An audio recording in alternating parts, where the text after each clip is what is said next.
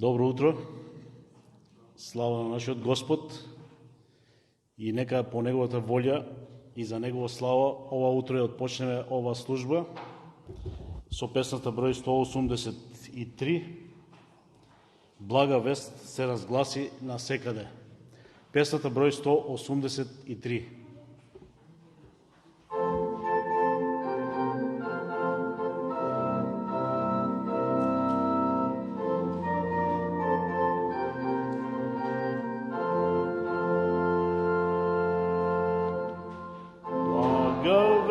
Se razglasi na sekade, da gi spasi Bog i kani grešните.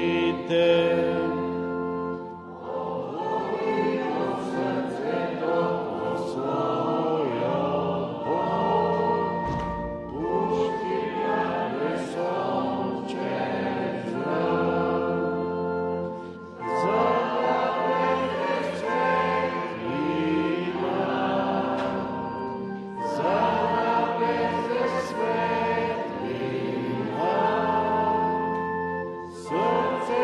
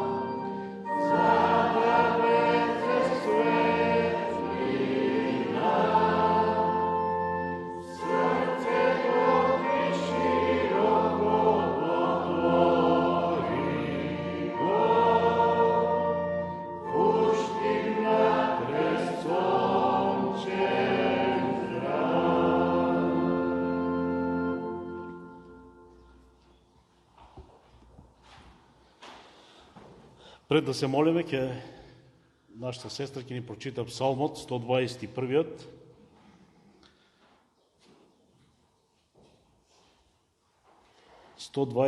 Псалм.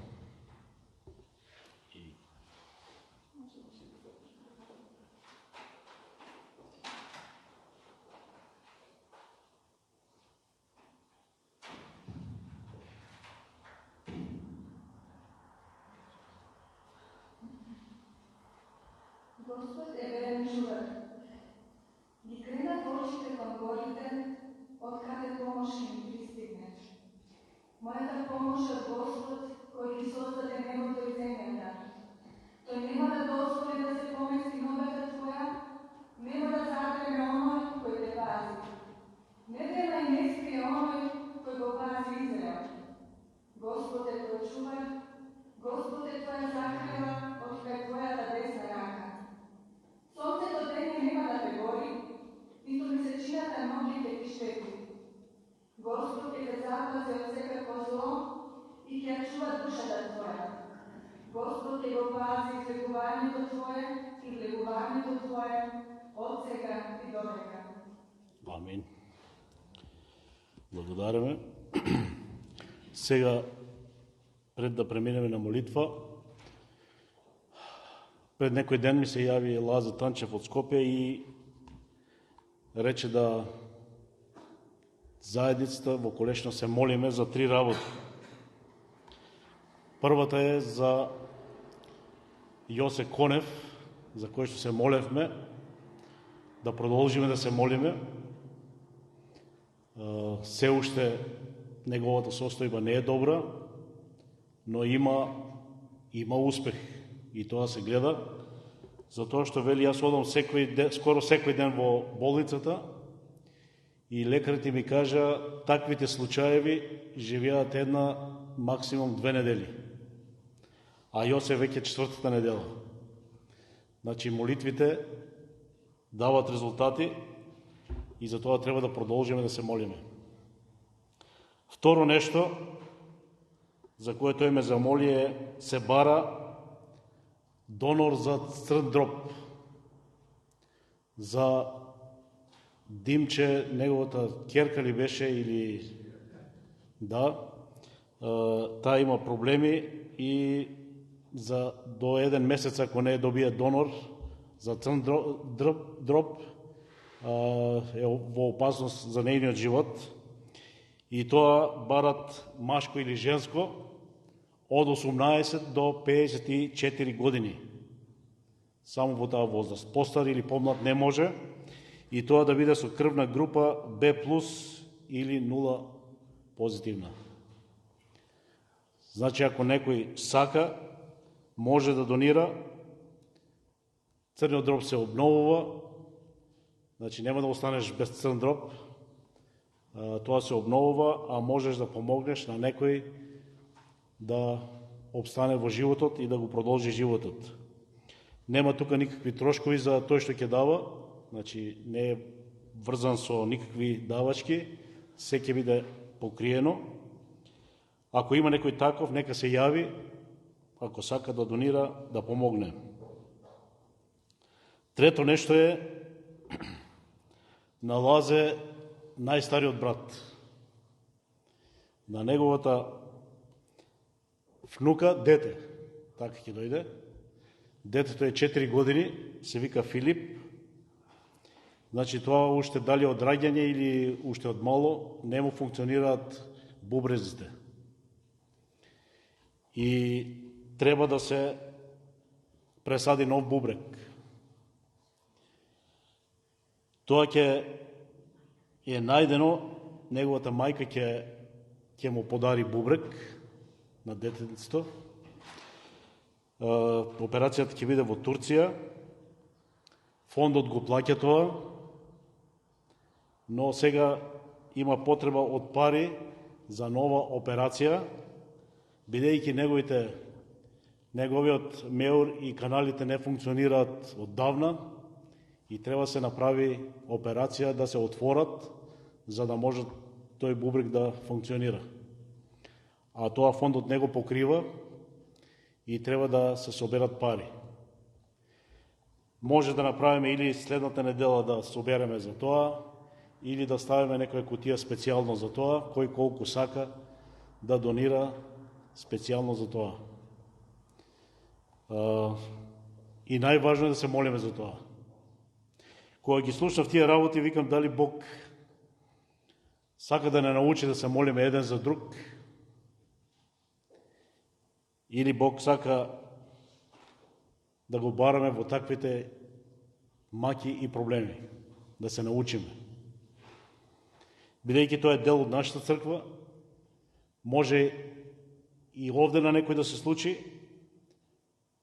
така се учиме да се молиме едни за други.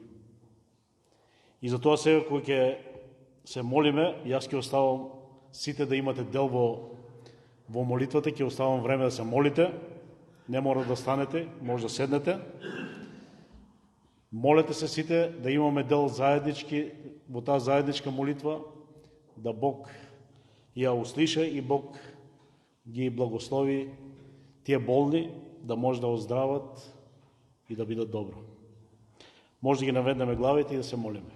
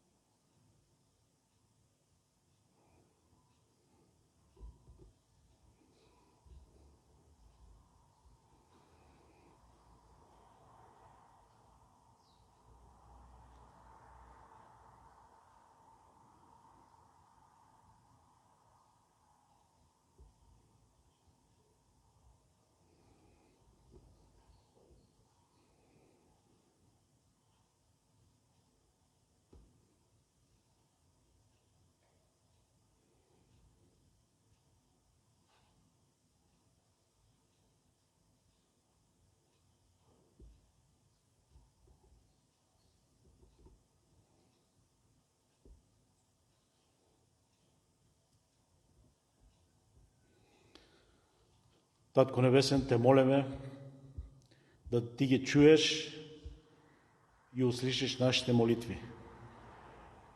Господе, ти сакаш да не учиш, да се грижиме еден за друг, да се молиме еден за друг и да бараме од Тебе. Господе, нека сето тоа биде за слава на Тебе, бидејќи Ти си Господарот над се и над нашите животи. Се е во Твоите раце.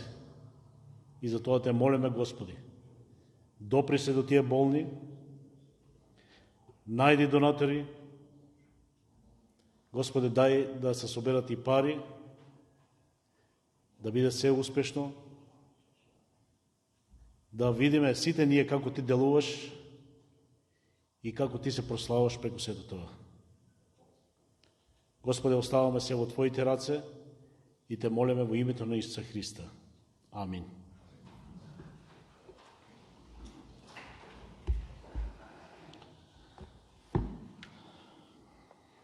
Тоа може да и радува што имаме дел во тие молитви и можеме заеднички да се молиме едни за други. Сега ќе испееме втората песна, број 255.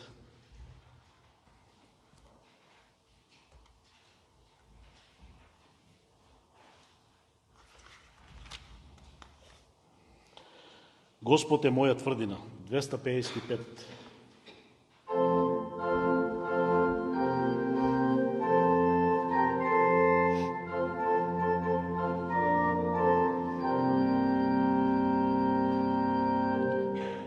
Господ е моја тврдина, прибежиште во тешки дни,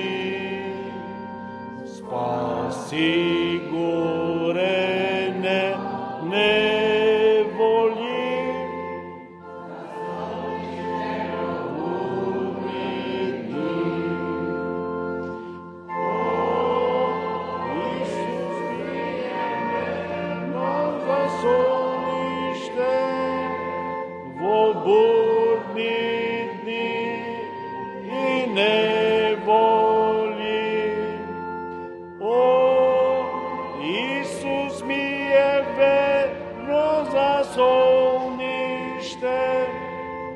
o burni dni i nevolji.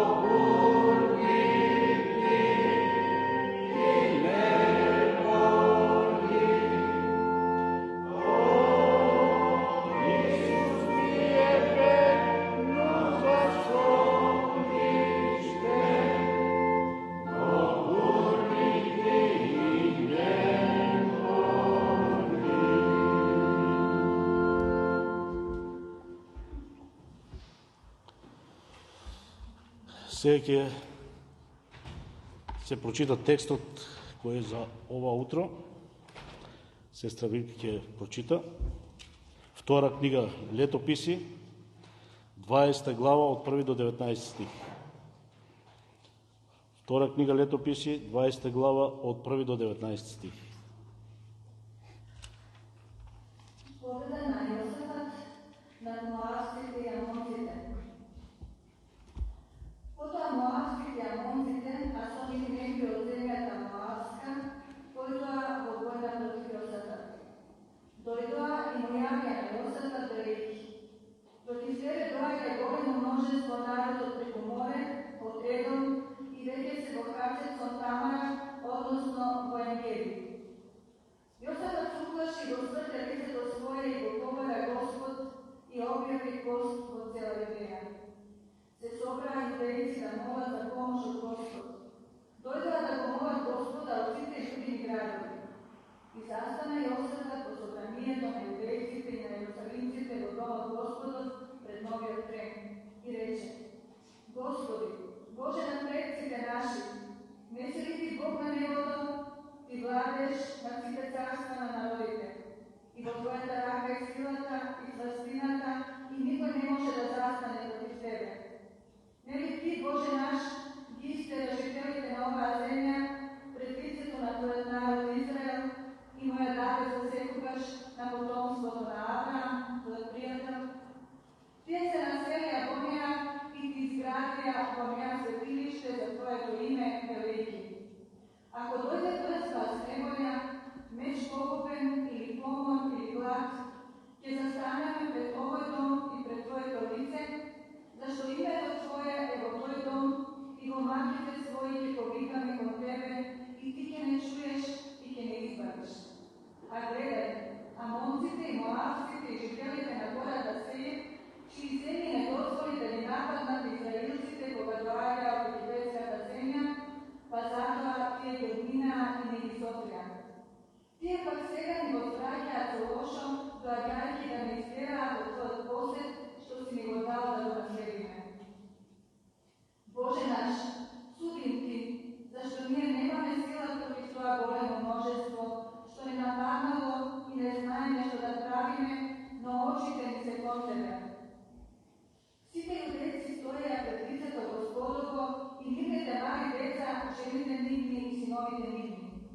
Тогаш Духот Господов слезе се да собранието од Јахазијал, синот на Захарија, син Бенаев, син Јеилов, син Матаниев, Левит, од Асафовите синови, и рече: чујте сите јудејци и жители Јерусалимски и ти царе Езатате, вака ви вели Господ ваш. Не плашете се и не страхувајте од тоа големо множество, зашто војната не е ваша, туку Божја. Излезете утре против нив, ете тие ќе се искачуваат по ридот Циц, вие ќе ги најдете на крајот на долината спрема пустината Јелијал. Овој пат нема вие да се боите. Застанете, стоите и гледате го спасението од Господ што ви се испреќа. Јудо и Јерусалим, не плашете се и не страхувајте. Излезете утре против нив и Господ ќе биде со вас. Јосафат се поклони со лицето до земја и сите јудејци и жители Јерусалимски паднаа пред Господ за да му се поклонат. А левитите од синовите Каатови и од синовите Корееви почнаа да го слават Господ Бог Израелев со многу висок глас. Благодараме.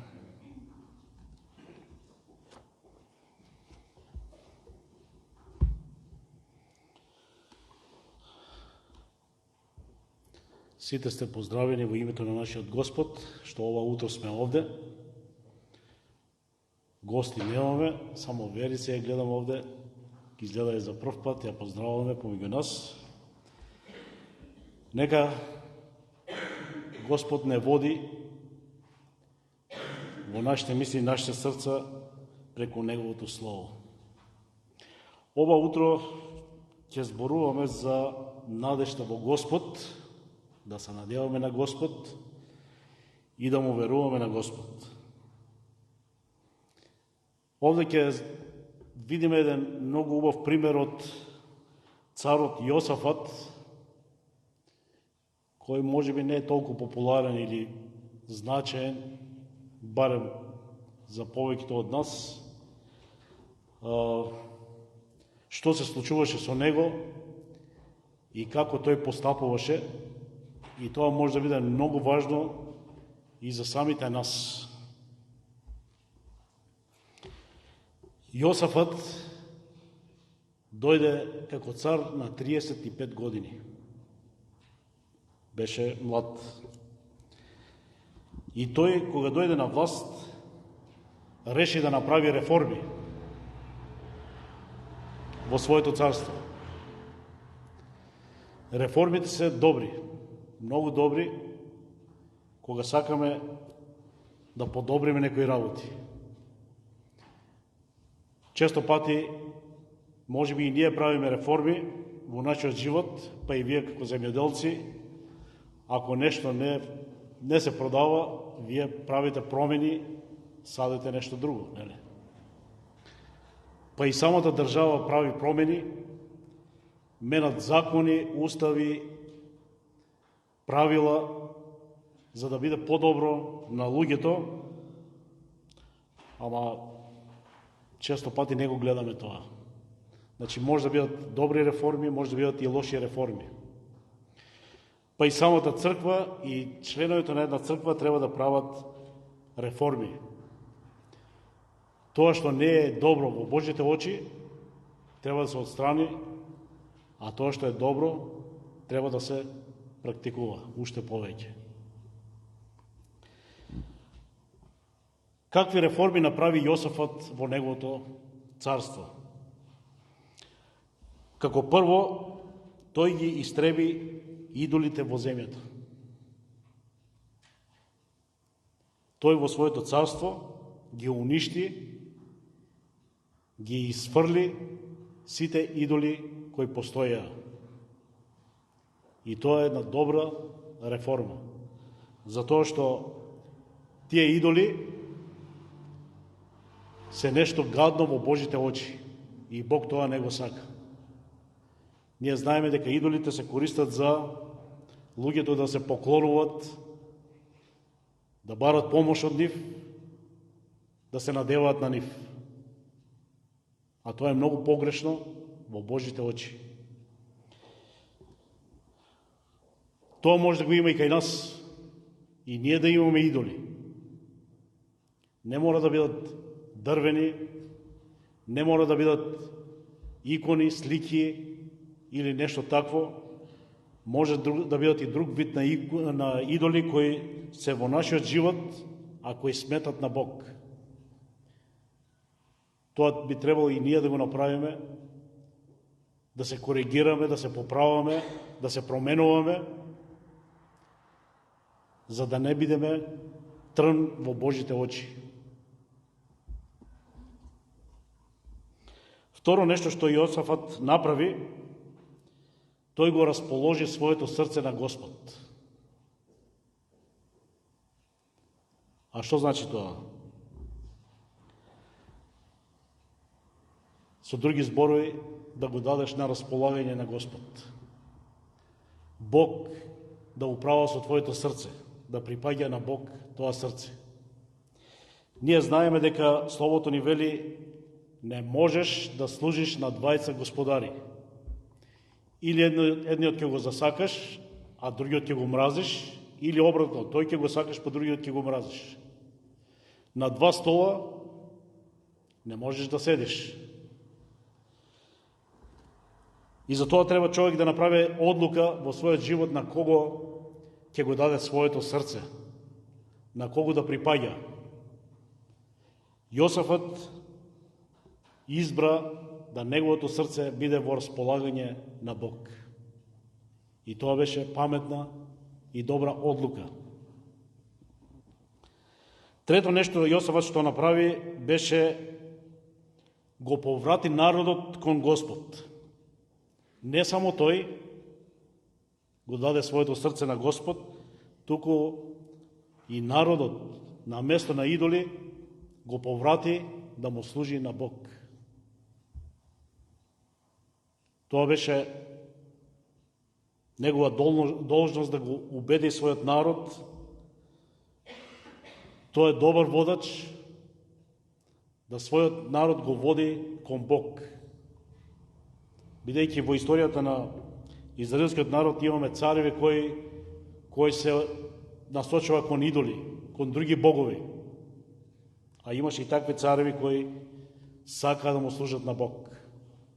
И Јосафат беше еден од тие кои не само тој, и целиот народ го наведуваше да му служи на Бог. И уште нешто важно Јосафат што направи во своето царство беше тоа, тој постави судии. Судии, ама не такви судии како ние што имаме денеска, но тој постави судии и ги советуваше и им рече: судете правилно. Немојте да бидете пристрасни. Немојте да судите неточно, затоа што одговорноста е ваша.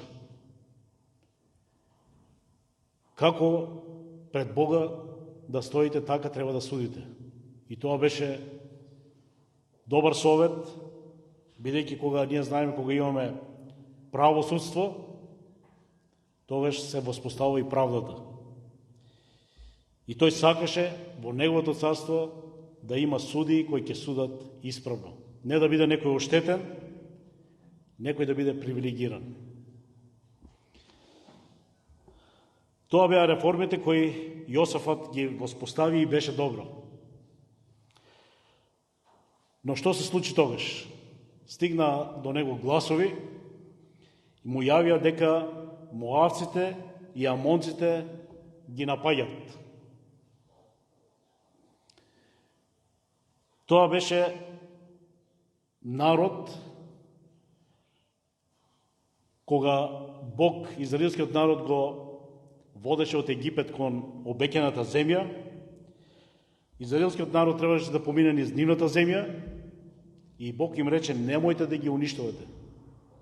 Само поминете низ нивната земја и не ги уништувајте. И тие така направија, ама сега тие Моавци и Амонци ги напаѓат на тој народ сега израелски. И во текстот кој го читавме, таму Јосафат стои пред Бог и вели: на тие што им правевме добро, сега ни враќат со зло. И тоа денес често пати го доживеваме. Доброто често доаѓа на тој што му прави, лошото доаѓа на тој што му правиш добро. Ти му правиш добро, а тој ќе ти врати со лошо. И тоа го погоди многу него, бидејќи не е справедливо, нели? Кога на некој правиш добро, а тој ти прави лошо. Тоа беше многу народ, силен народ, кој доаѓаше да војува со нив. Ние знаеме кога силите не се еднакви, кога едната страна е многу посилна, другата страна е послаба, веќе победата е очигледна. Дека ќе бидат поразени, дека ќе бидат уништени. И тој знаеше дека можат да го изгубат своето царство, знаеше дека може да бидат завладеени и одесени во робство, знаеше дека може да го изгубат и својот живот.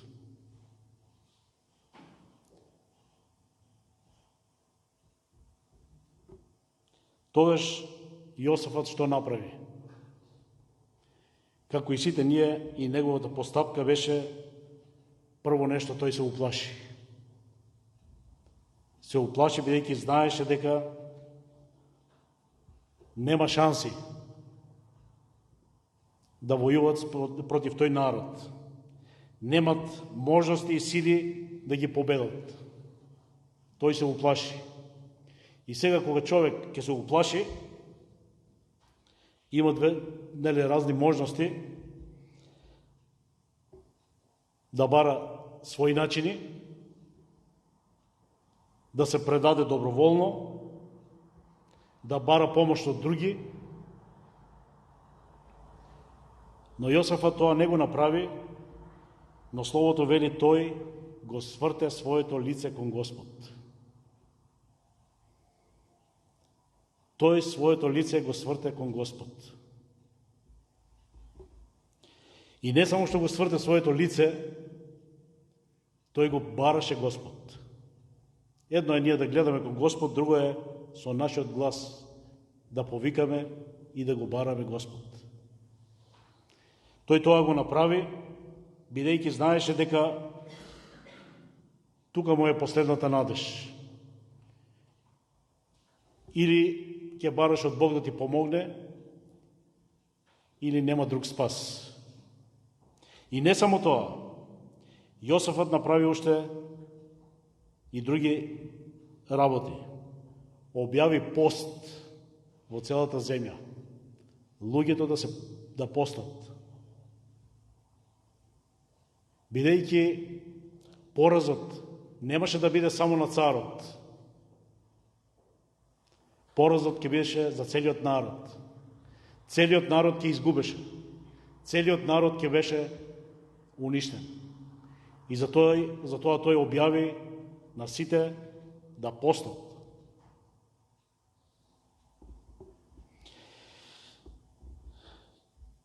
Не само да постат, но се собраа сите од сите градови на едно место да се молат. Здружено да застанат пред Бога, да постат и да се молат. Бараа помош од Бога. Словото ни вели, сите стоја пред Господ, а во тие сите спаѓат и синовите, и малите деца, и жените, и мажите. Сите беа соберени. Во такви ситуации, кога има опасност за животот, сите се приклучија заедно на пост и молитва. Може би и тоа денеска што го објавуваме е тоа да сите заедно се приклучиме на молитва, може би треба и на постење, кога имаме такви проблеми, такви искушенија.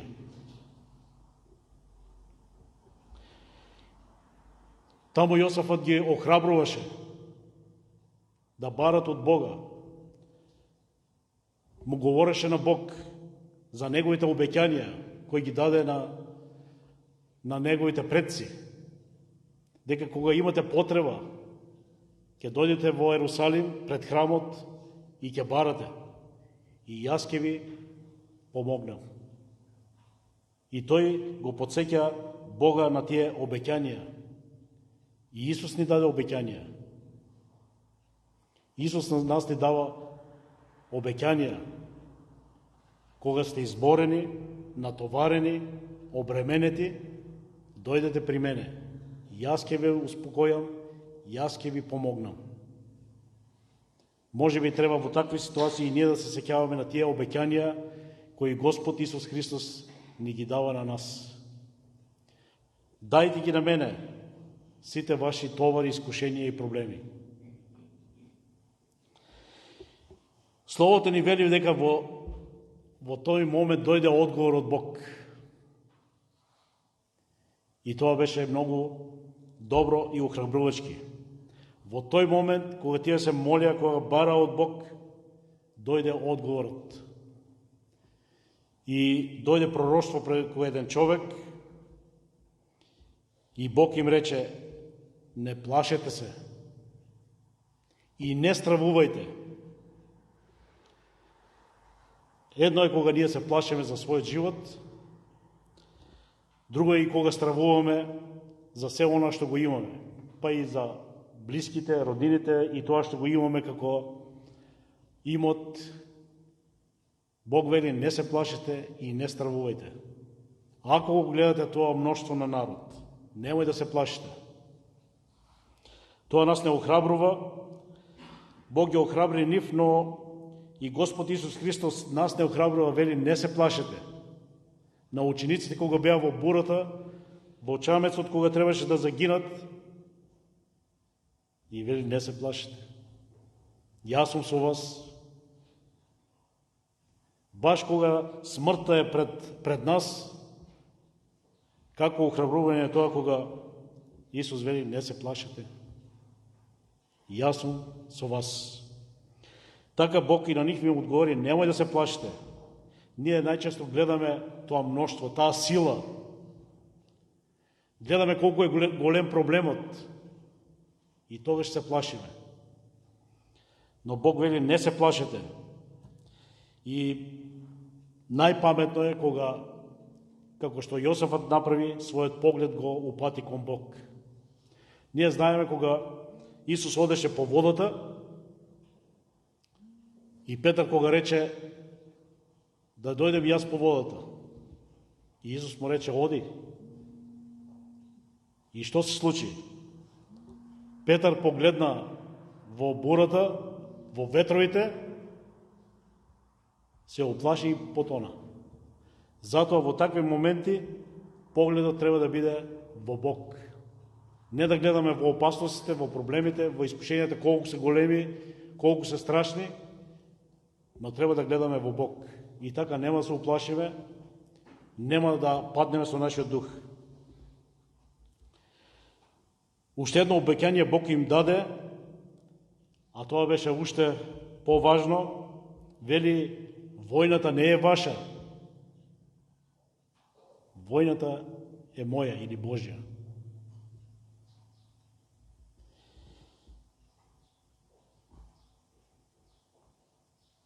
Вие нема да се борите, јас ќе се борам за вас.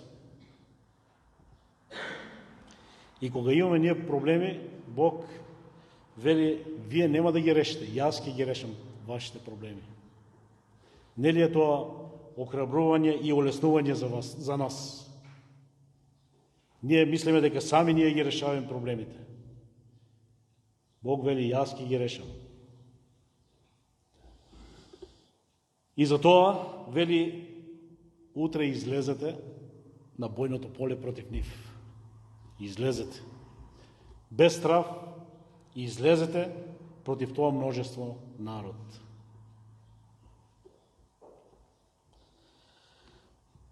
И тогаш што се случи? Гледаме нивната вера во Бог. Верата на царот и на сиот народ во Бог.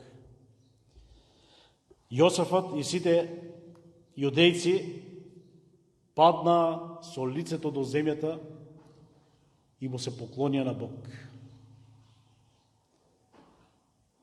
Може би ние тоа не го правиме, но тоа е оддавање на слава, на чест на Бог. Тие падна со лицето да му благодарат на Бог за тоа што Бог ги охрабри и им даде надеж. И не само што падна, овде словото ни вели, почна да го слават Бог со висок глас. Веќе тие почнаа да го слават Бога. Проблемот не беше решен. Проблемот тек предстоеше пред нив. Не се знаеше што ќе се случи, но тие му веруваа на Бог. И затоа почнаа да го слават Бог. Тоа е верата во Бог. Кога проблемите стојат нерешени, а ти му благодариш и го славиш Бог. Тогаш имаш поверение во Бог.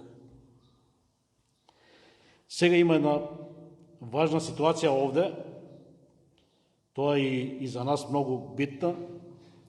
Вели, утредента со песни и свирки одја пред војската и одеа да се сретнат со непријателот.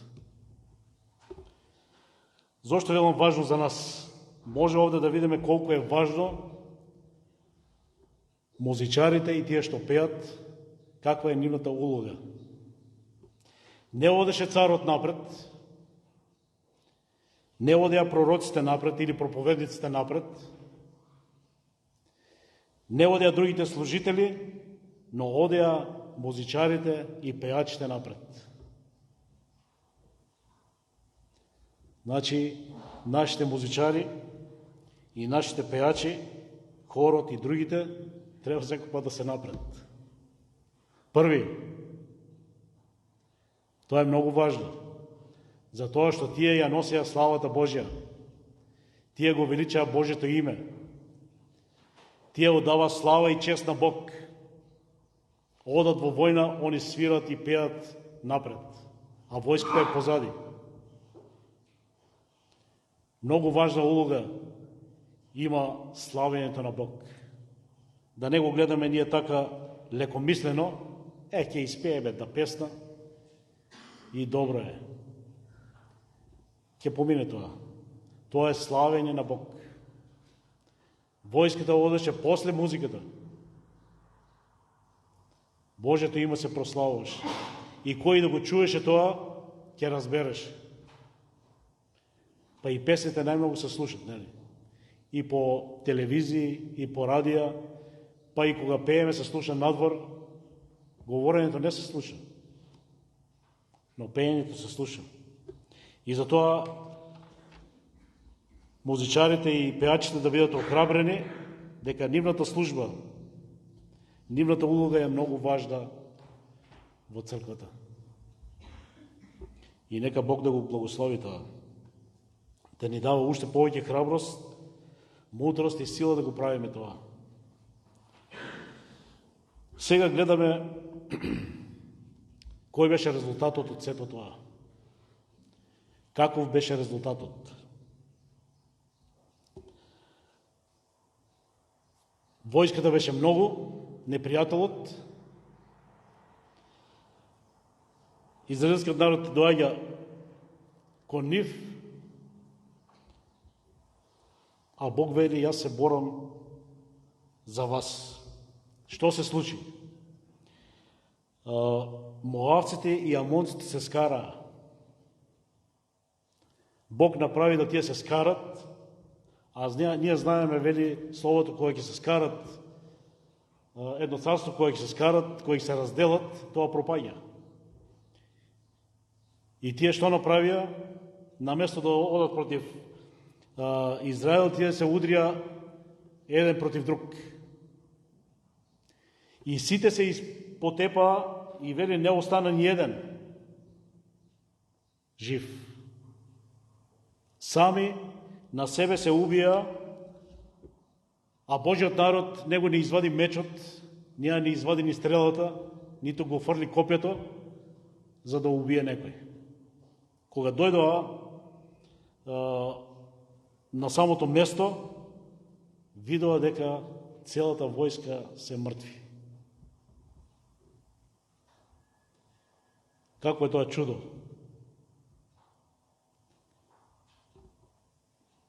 Беше тоа незамисливо. Сами се испотепаа помеѓу себе и тие немаше потреба да се борат. И тогаш им беше јасно дека Бог се бореше за нив, дека Бог ги победи. Без ни најмалку труд.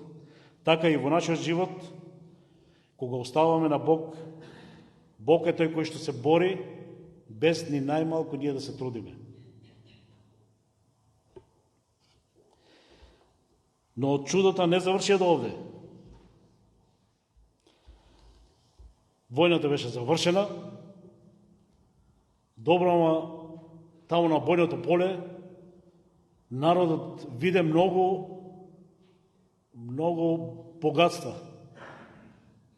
Плен кој требаше да го земат или да го остават. И тие почна да собират. Имаше златни накети, други работи од злато, облеки, не знам што, многу богатства. И словото ни вели 3 дена собираа. Може да замислите, ни еден меч не извадија, а веќе плен собира 3 дена.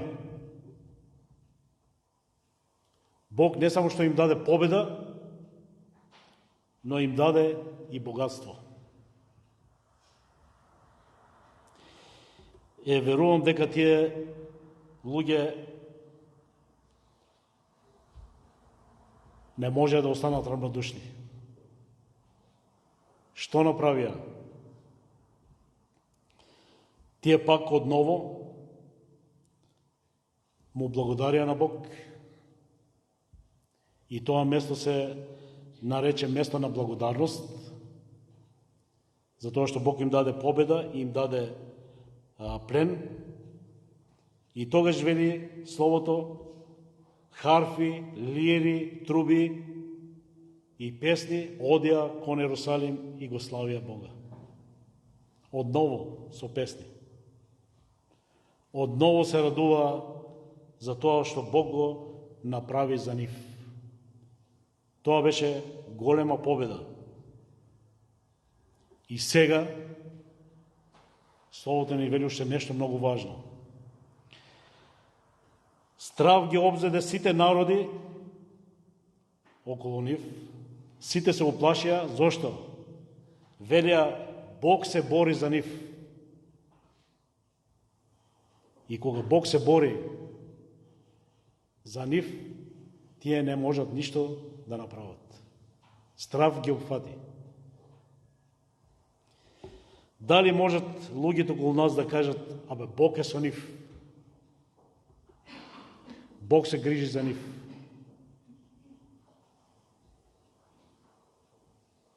Тогаш и тие ќе имат страв од Бог, ќе не почитуват и нас, и така Божето име ќе се прославува. Драги браќи и сестри, нека ова слово биде поучно за нас како ние да постапуваме во нашиот живот, како ние да се надеваме на Бог. Не кога ни е добро. Кога ни е добро, ние често пати се оддалечуваме од Бог. Но како да се надеваме кога дојдат искушенија, проблеми, грижи, маки, војни, природни незгоди, гледаме колку лесно се променува времето. Денеска слушаме таму поплави, на друго место град, војни. Толку лесно може да дојде и овде. Како ние како христијани, како црква, треба да се однесуваме или да постапуваме.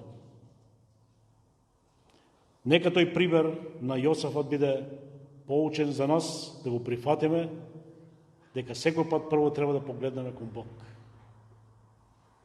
Ако ние се надеваме на Него, Он е тој кој ќе се бори за нас, кој ќе ги реши сите наши проблеми.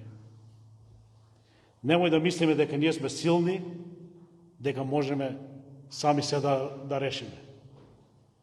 Може нешто да решаваме, но има ситуации кога не можеме да решиме. А Бог може се. Бог е господар над Вселената, над нашиот живот, над непријателот. Затоа најсигурно и најдобро е во такви моменти да оставаме на нашиот Бог, да Тој се погрижи и да Тој ни помогне. Нека е слава на Неговото име, нека да Тој се прослави и овде помеѓу нас, во нашата црква и во нашето село. Амин. Сега може да се исправиме и да благодариме на Бога.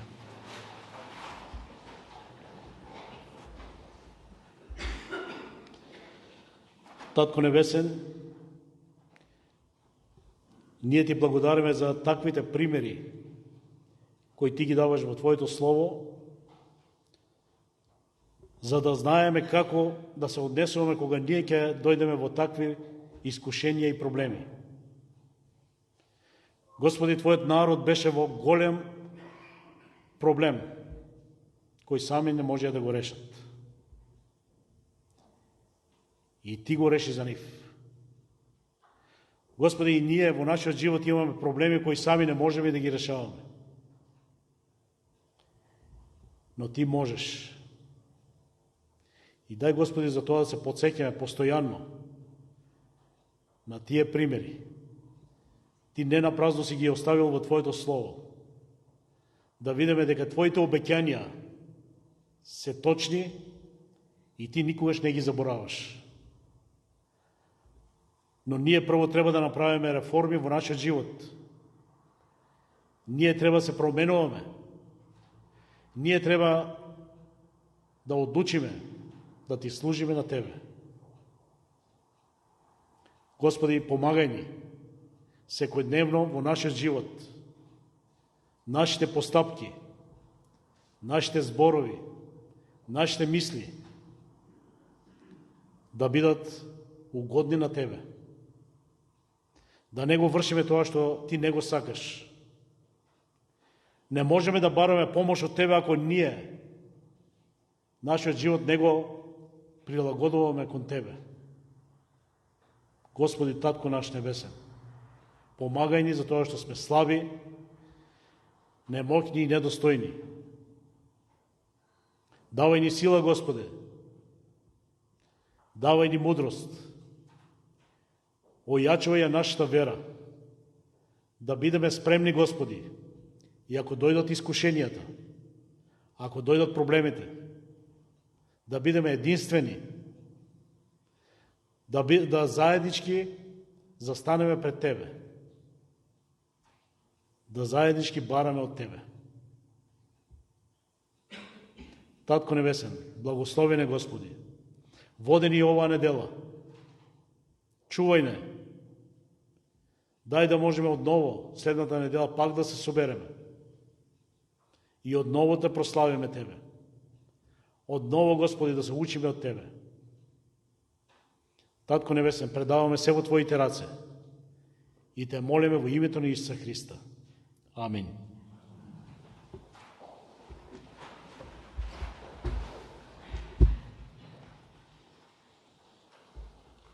Сега, како трета песна, ќе испееме 363.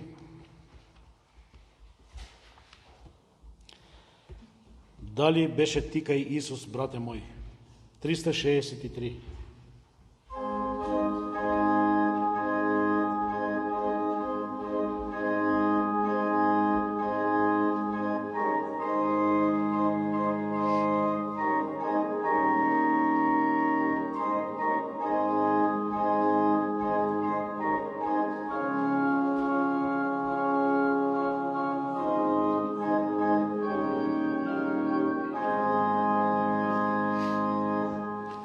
Дали беше ти кај Исус, брате мој, дали си измиен в крвта му,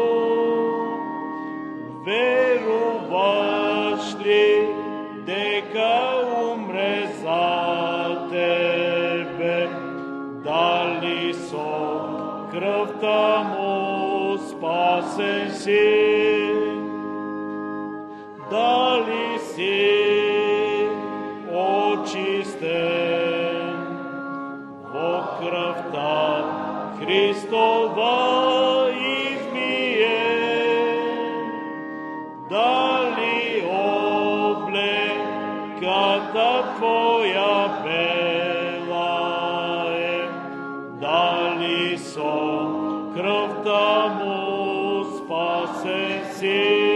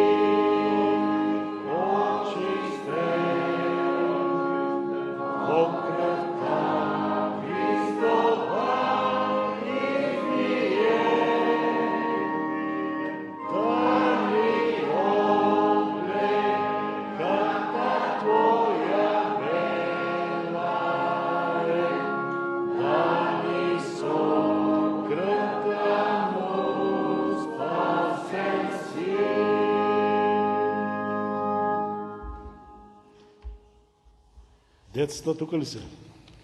Ќе ни кажа стихчето.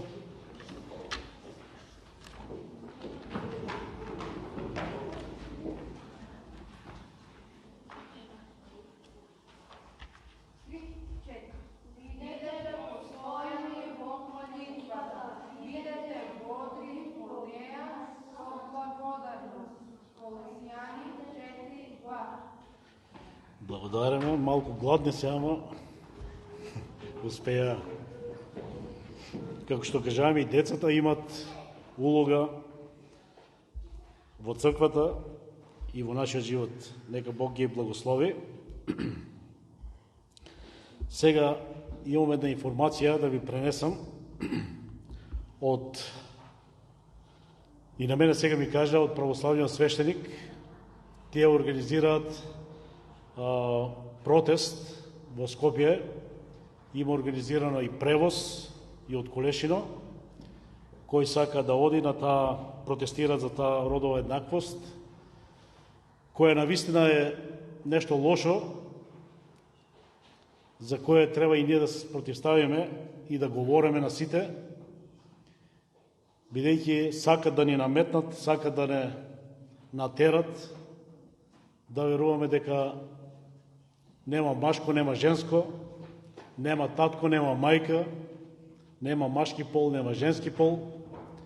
Сите се еднакви, што тоа не е библиски, тоа е спротивно на Божиот план и треба и ние да протестираме или да кажеме дека тоа не е исправно. И затоа тие сакат, покануват да сите кој сака да оди организирано, да се оди на тој собир таму, во четврток, во 2 часот се тргнува од овде, така да знаете, кој сака, може да се приклучи на тој собир. Следната недела, одново во 10 часот е утринската богослужба.